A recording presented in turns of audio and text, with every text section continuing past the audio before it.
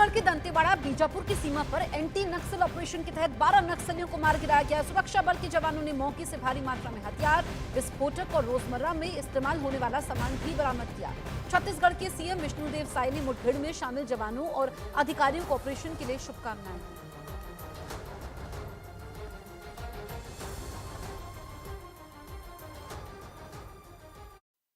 UP के मुजफ्फरनगर में UP police के कई दारोगा एसएसपी के सामने अपनी फजीहत करा बैठे। वहां के एसएसपी ने अलग अलग थानों के दारोगाओं की हथियारों की ट्रेनिंग देखने की कोशिश की, लेकिन कई दारोगा एसएसपी के सामने अपने इम्तिहान में फेल हो गए। इसका एक वीडियो भी सामने आया और उसमें एसएसपी अभिषेक सिंह के सामने कई दारोगा हाथों में हथियार थामे खड़े दिखे। एक दारोगा हाथ में राइफल थामे उसे ऐसे निहारते दिखे जैसे कोई अबूझ पहेली हल करने को दे दी गई हो। एसएसपी ने राइफल को खोलने और खोलकर बंद करने का हुक्म दिया था, लेकिन दारोगा के चेहरे का रंग ही उड़ गया। काफी मेहनत करने के बाद भी उनसे राइफल खुल नहीं पाई। आखिरकार एसएसपी ने उनकी दोबारा ट्रेनिंग कराने का आदेश दे दिया।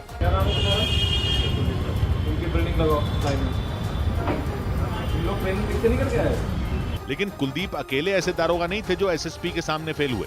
कुछ और वीडियो भी सामने आए। उनमें कई पुलिस वालों को उनकी पिस्तौल निकालकर खोलने और फिर से बंद करने को कहा गया। गोली चलाने या सटीक निशाना लगाने का तो नंबर ही नहीं आ पाया। खास बात यह रही कि ये इम्तिहान दारोगाओं का हुआ जो किसी थाने के मुखिया होते हैं, जबकि एक थाने में दर्जनों पुलिस कर्मियों का स्टाफ तैनात रहता है। थाने के दायरे में कई पुलिस चौकियां आती हैं। इतने सारे पुलिस वालों की अगुवाई करने वाले दारोगा ही हथियारों के ज्ञान में फिसड्डी निकल गए। इसका वीडियो सामने आते ही पुलिस की फजीहत हो गई, क्योंकि एसएसपी अभिषेक सिंह वहां दंगों के हालात से निपटने की पुलिस की तैयारी देखने गए थे। खास बात यह कि यूपी के मुजफ्फरनगर में वोट डाले जा चुके हैं और वोटों की गिनती के दौरान शांति बनाए रखना पुलिस की चुनौती है। इसी मकसद से एसएसपी अपने थानों की तैयारियां देखने पहुंचे थे, लेकिन हैरानी तो तब हुई जब कड़ी मशक्कत के बाद भी कई पुलिस वाले पिस्तौल को खोल तक नहीं पाए। कुछ पुलिस वाले किसी तरह खोलने में तो कामयाब हो गए, लेकिन उसके बाद बंद करने में उनके हाथ पांव फूल गए। पिस्तौल के पुर्जे जोड़ने में दारोगा लगे रहे और उनके चेहरों की हवाइयां उड़ती चली गईं। कभी पिस्तौल को सीधा पकड़ते, कभी उल्टा, लेकिन पुर्जे जुड़ने का नाम ही नहीं ले रहे थे। पर इंस्पेक्शन किया गया तो ये देखा गया कि कुछ हमारे जो पुलिस कर्मी हैं उनके द्वारा एंटी राइट इक्विपमेंट की हैंडलिंग में कुछ कमी पाई गई है। आखिरकार एसएसपी ने ट्रेनिंग में फेल पाए गए पुलिस वालों को दोबारा ट्रेनिंग कराने का आदेश दे दिया और उनकी ट्रेनिंग के लिए अलग से इंतजाम भी करवा दिए।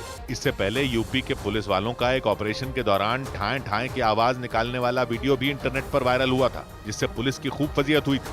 इधर 51 दिनों के बाद दिल्ली के मुख्यमंत्री अरविंद केजरीवाल दिल्ली की तिहाड़ जेल से बाहर आ गए। दिल्ली के शराब घोटाला मामले में 21 मार्च को उन्हें ईडी ने गिरफ्तार करके जेल भेज दिया था, लेकिन सुप्रीम कोर्ट ने लोकसभा चुनाव में प्रचार के लिए उन्हें 1 जून तक अंतरिम जमानत दे दी। और कागजी कार्रवाई पूरी करने के बाद मुख्यमंत्री अरविंद केजरीवाल तिहाड़ जेल से बाहर आ गए। उनके स्वागत के लिए भारी संख्या में आम आदमी पार्टी के कार्यकर्ता और नेता तिहाड़ जेल के बाहर इकट्ठा हुए। पुलिस की गाड़ियां केजरीवाल को लेकर तिहाड़ के गेट नंबर 4 से बाहर निकली।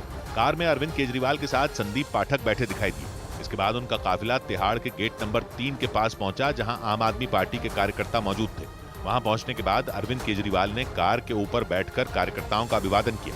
इस दौरान वहां जोरदार आतिशबाजी की गई। जमानत पर बाहर आने के बाद अरविंद केजरीवाल ने जेल के बाहर ही अपनी पार्टी के कार्यकर्ताओं को संबोधित किया। उन्होंने जमानत मिलने को हनुमान जी का आशीर्वाद बताया।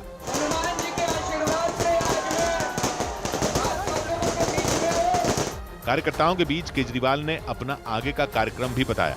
उन्होंने सुबह दिल्ली के कनॉट प्लेस के हनुमान मंदिर में लोगों से इकट्ठा होने की अपील की। केजरीवाल को जमानत मिलने पर उनके समर्थकों ने उनके घर के बाहर भी जमकर आतिशबाजी की और ढोल नगाड़े बजाकर नाचते गाते दिखाई दिए। शराब घोटाला मामले में दिल्ली के मुख्यमंत्री अरविंद केजरीवाल को सुप्रीम कोर्ट ने 1 जून तक अंतरिम जमानत दी, यानी अगले 20 दिन तक वो लोकसभा चुनाव के लिए प्रचार कर सकेंगे। लेकिन अंतरिम जमानत देते हुए सुप्रीम कोर्ट ने उन्हें 2 जून को हर हाल में सरेंडर करने का आदेश भी दिया।